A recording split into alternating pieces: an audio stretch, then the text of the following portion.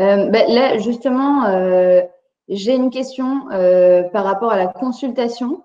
Comment on fait pour consulter? Donc, je veux bien que tu nous dises un petit peu comment on fait, quelles sont les démarches, comment on sait si on a besoin d'une consultation vraiment ou pas, quelles sont les options.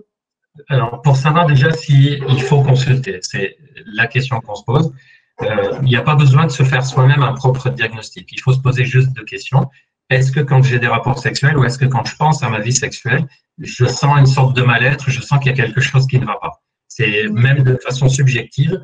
Je ne sais pas dire quoi ou je sais dire quoi exactement. En tout cas, je sens qu'il y a quelque chose qui ne va pas. Et c'est quelque chose qui m'impacte, qui me fait souffrir. Parce qu'on ne consulte pas, ça ne sert à rien de consulter si on n'en souffre pas et que tout va bien. La deuxième, c'est que ce problème-là existe depuis au moins 3 à 6 mois. C'est quelque chose de tout à fait normal d'avoir des yo-yo dans notre vie sexuelle et donc on ne consulte pas immédiatement. Par contre, si ça fait des semaines que le problème existe, ça fait 3, 4, 5 mois, là oui, ça veut dire qu'il y a besoin d'une aide.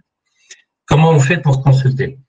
On a plusieurs moyens de consulter. On peut en parler à son propre médecin, médecin généraliste, médecin traitant. On peut en parler avec un urologue si nous suit. On peut en parler avec n'importe quel autre médecin, gynécologue ou autre.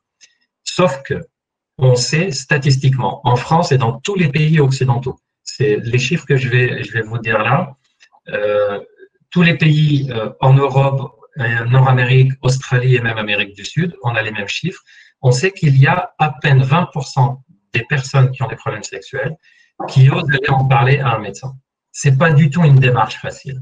C'est pas du tout quelque chose d'aisé et d'aller évoquer ce sujet. Il faut dire aussi, pour décharger les patients quand même cette responsabilité, que les médecins ne posent pas non plus la question spontanément et donc, ça rend pas les choses faciles.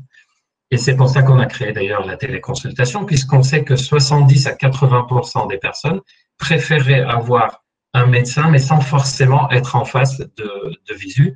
Et donc, soit on en parle à son médecin, simplement, soit si on ne se sent pas à l'aise d'aller consulter dans un cabinet médical, il y a la voie de la téléconsultation où on a un expert en médecine sexuelle qui va nous prendre en charge.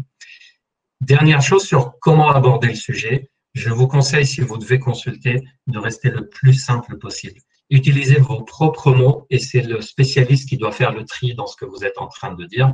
En d'autres termes, ce n'est pas la peine de se tracasser dans la tête. Si je consulte, qu'est-ce que je vais devoir raconter, par où je vais commencer, et je ne sais pas trop comment on dit ça. Vous dites simplement comme vous ressentez les choses et le médecin va vous guider ensuite et c'est lui qui va vous poser les questions pendant la consultation.